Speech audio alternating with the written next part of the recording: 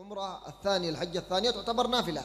Nah, sebagaimana kita ketahui bahwasanya barang siapa yang pernah haji pertama kali, lalu haji kedua, ketiga kalinya, maka yang kedua dan ketiga kalinya itu dihitung sebagai haji yang sunnah. ونعرف نوافل الزكاة وهي الصدقات على الفقراء والأيتام والأرامل وهكذا. Dan kita tahu sunnah-sunnahnya kalau kita berzakat itu hukumnya wajib, dan sunnahnya di dalam berzakat itu apa? Seperti contohnya melaksanakan membayar sedekah, memberikan sedekah, ataupun bersedekah kepada anak-anak yatim, ataupun bersedekah kepada janda-janda. Itu sunnah pilar utama. ونعرف نوافل الصيام الست من شوال الاثنين الخميس الأيام البيض صيام يوم عاشوراء الذي يقبل علينا صيام يوم عرفة العشر من ذي الحجة وهكذا.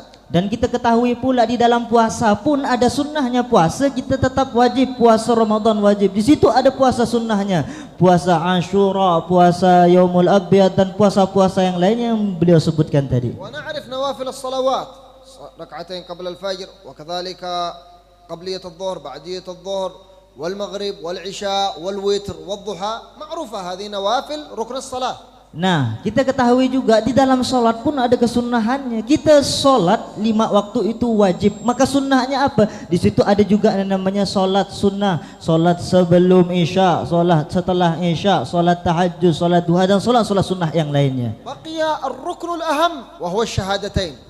هل لها سنة لها نافلة أم لا؟ Lalu itu dari yang kelima, keempat, ketiga, kedua, kita sudah tahu sunnahnya yang empat perkara, 4 pilar ini. Lalu yang ke pertama ini, yang terakhir ini, apakah ada kesunahannya di dalam bersyahadat?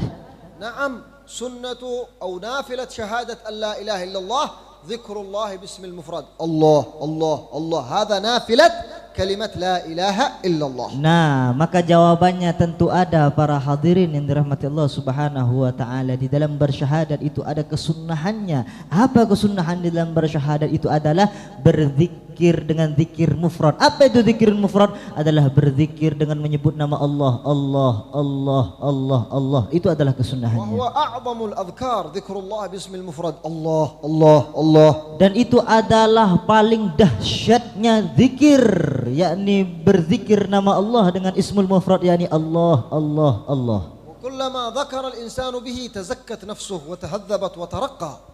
Dan ketika seseorang berzikir menyebutkan nama Allah, Allah, Allah, maka jiwanya akan bersih, maka jiwanya akan suci, maka jiwanya juga akan naik derajatnya di sisi Allah. حتى يخرج من القلب الله بدون شعور بدون تكلف. Hatta sampai hadirin ketika kita menyebut berzikir nama Allah, Allah tersebut kita mengucapkan keluar benar-benar dari lubuk hati yang terdalam kita, Allah, tanpa ada paksaan.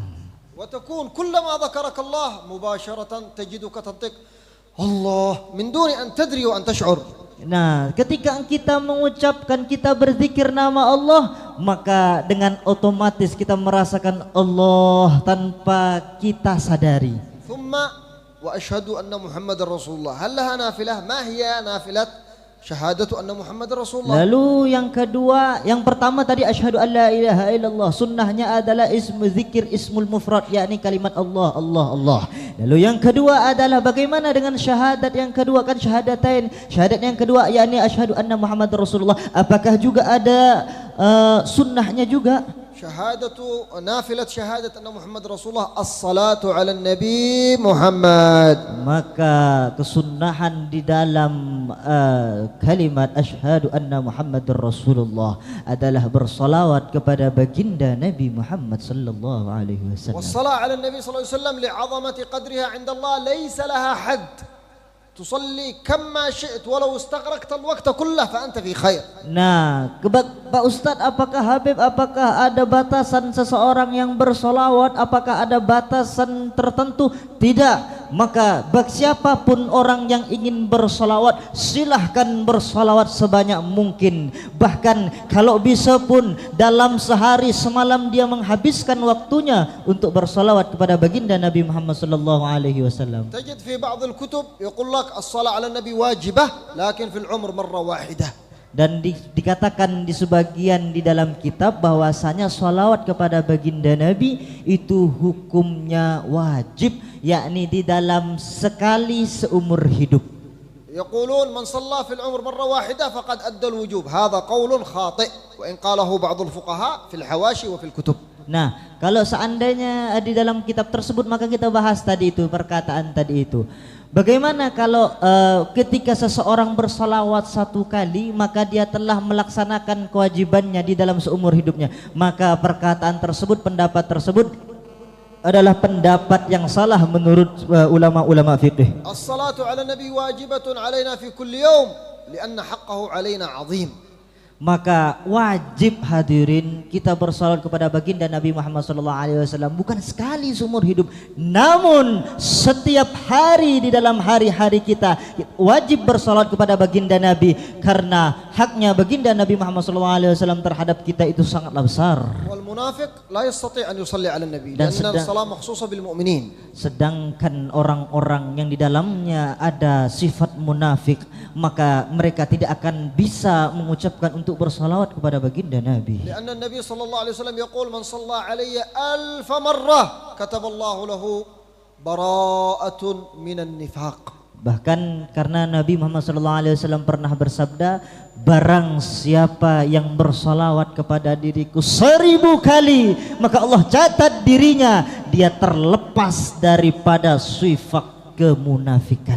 ولا تحتاجون للتذكير بها لأنكم مصلون على النبي صلى الله عليه وسلم بالفطرة فمجلسكم كله صلاة على النبي.